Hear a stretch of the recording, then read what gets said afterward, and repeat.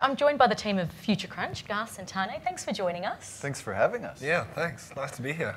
So I'd like to ask you, what do you think is the #1 most technological trend that's shaping our world today? The #1 most important and most disruptive. impactful. Most disruptive, yeah. I think Gus and I would probably disagree, but what do you think, Ben? For me, it's probably something that maybe it doesn't sound very sexy or digital, but it's actually the energy revolution. We are in the midst of a new massive energy transition where we're replacing a system that's been around for 100, 200 years, a system of fossil fuel energy, and we are replacing it with some difficulty with a new system based on getting energy from the wind, from the sun, from our tides, and from our molten core. The scale and challenge is enormous. Human beings have never done anything so big and so technologically demanding. But the promise is a world where energy is cheaper, cleaner, fairer, more evenly distributed, and it's a world that looks very, very different to the one that we're currently living in. Incredible.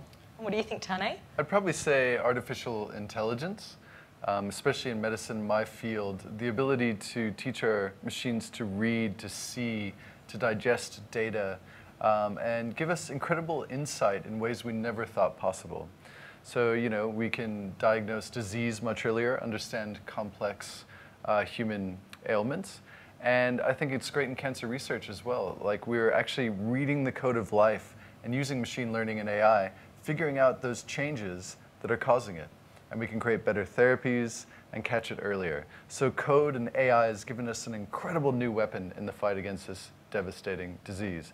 And I think coupled with the energy revolution, having smarter grids, more intelligent grids, and better distribution of energy, that's going to be a really powerful coupling.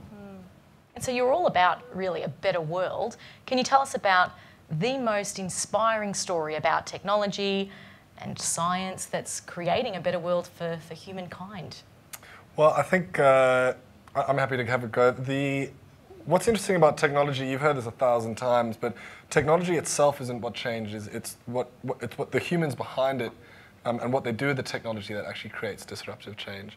My favorite story at the moment is that we're all freaking out in the media about police and facial recognition glasses.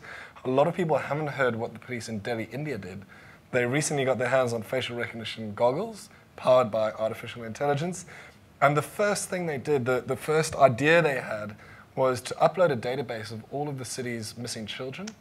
And then they visited all of the city's orphanages in Delhi, and in the space of 4 days, they were able to identify 3,000 missing children, reuniting some of them with their families for the first time in years. And that is a story that didn't make it into any of the public media globally. But for me, it's just as extraordinary as the surveillance stories coming out from other places around the world. Absolutely incredible. Amazing. For me, not specific to the industries, perhaps, but genetic editing. It has the ability to affect all of humankind, and even other life forms as well. But I mean, we're already editing human embryos and eradicating disease right after conception. And many people freak out because, doing genetic changes is going to have long-term effects, and we're going to create superhumans, and it's going to be crazy. But let me ask you this. If you had an unborn child, and you knew it had one of the 20,000 single genetic changes which lead to a debilitating disease, and you could cheaply and easily do something about it, which you already can, what would you do? And I think I certainly would do something about it.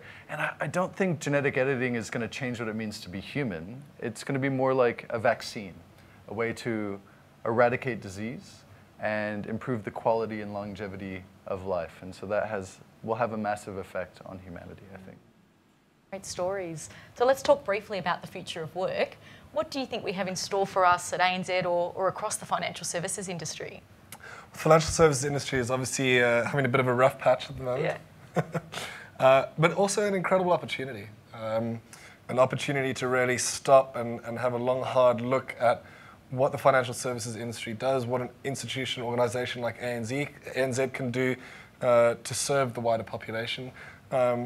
And also an understanding that as we move forward into a new kind of economy based on very different kinds of technologies and ways of interacting, financial institutions which have until now mostly relied on their brand of trust can possibly do that again. However, the way to really gain that trust back is for them to take a part in creating a world that works for everyone and everything. So bringing a sense of purpose into what finance does, bringing a sense of support to helping other people achieve some of the changes that we're talking about here, and most importantly, being part of a wider societal change, I think is the way forward for financial services, certainly from my perspective.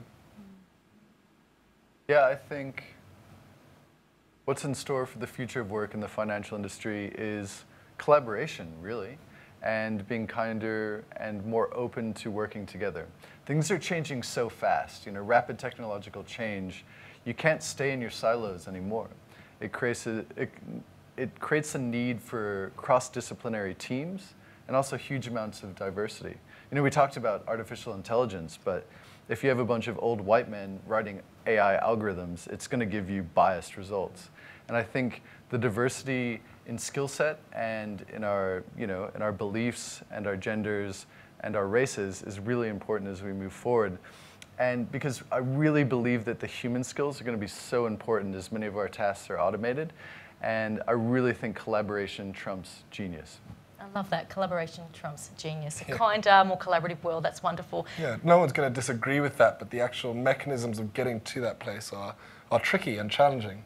Yeah. They require a bit of bravery and a bit of courage throughout organisations like ANZ, but it requires a bit of a leap of faith. Yeah. Love it. Gus, Tane, Future Crunch, thanks for joining us today. Yeah, thank you. It's great to be here. Yeah, we're stoked. Thank you.